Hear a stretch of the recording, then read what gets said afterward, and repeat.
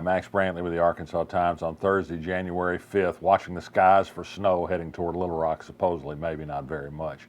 Most of the news I'm going to cover today is national. Chris Collins, a representative from New York, is Donald Trump's liaison to Congress, and he went on television this morning and said not to worry about Obamacare. Those of you who have coverage under the Affordable Care Act, it's going to stay in place in 2017 and 2018, maybe after that election in 2018. When the Republicans will again run on the platform of doing away with Obamacare, then they'll do something about Obamacare. They realize taking insurance away from 20 million people might not be very popular. Also today, Kellyanne Conway, the chief spokesman for Donald Trump, said that they were always taught as Republicans to respect the president and treat them with a great deal of dignity.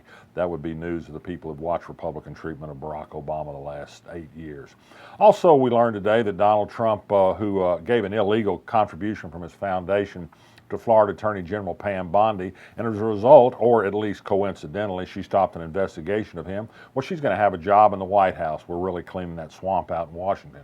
And other news in Washington today, they released some more of Hillary Clinton's emails from her time as Secretary of State. Still nothing there, but just wait, I'm sure it's about to come. Elsewhere, back home in Arkansas a little bit, there's been a lot of talk about taxes in the last day or so. The highway building lobby says it has a survey paid in part by tax money that was funneled to the guy who's raising money for Governor Asa Hutchinson's campaign, John Gilmore, that shows voters really want a tax increase. That is to extend a temporary sales tax so they can build more roads. The highway constructors need work. I'm not so sure that's true. There's a difference of opinion at the legislature on whether we can afford the big tax cut that Governor Asa Hutchinson wants because revenues aren't coming in so strong. More to develop on that in the weeks ahead. Not any additional hard news today on yesterday's guilty plea by State Representative Neal to taking kickbacks from government money he funneled to nonprofit agencies, but the rumor is growing that the investigation is far from over. We, of course, know that he's admitted taking a kickback that was arranged by an unnamed state senator, but we understand that other legislators are also getting review for how they've handled money paid to them as in consulting fees and other business arrangements that perhaps might not pass the smell test under close examination.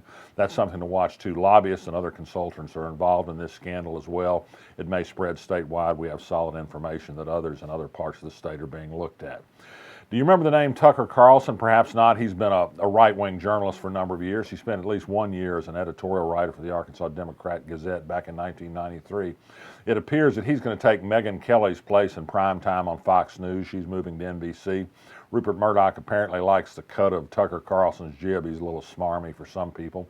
A lot of people have observed in a sexist manner that he doesn't quite have Megyn Kelly's looks. Interestingly enough, the Washington Post a couple of weeks ago did a takedown of some of the work of the Daily Caller where Carlson worked, questioned some of the ethical decisions they'd made. One of them, including the Washington Post said, was using my name in an email to get access to a private listserv of liberal journalists who exchanged notes. Carlson's newspaper thought it was evidence of liberal media conspiracy. If so, I wasn't a part of it, even if my name was used by his organization to get information.